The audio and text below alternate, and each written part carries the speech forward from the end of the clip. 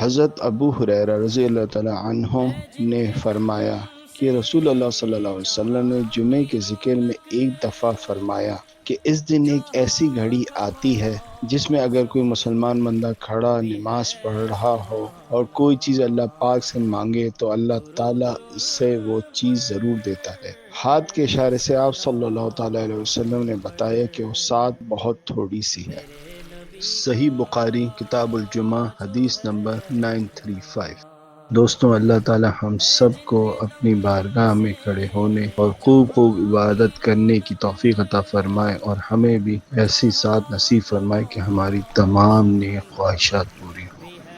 آمین۔ کرم مانگتا ہوں، عطا مانگتا ہوں، الہی میں تجھ سے دعا مانگتا ہوں۔ اگر آپ کو ہماری ویڈیو پسند آئی ہے تو اسے لائک کیجئے، شیئر کیجئے، کمنٹس کیجئے اور ہمارے چینل کو سبسکرائب کیجئے تاکہ علم اور آگاہی کے سفر میں آپ ہمارے ساتھ رہیں۔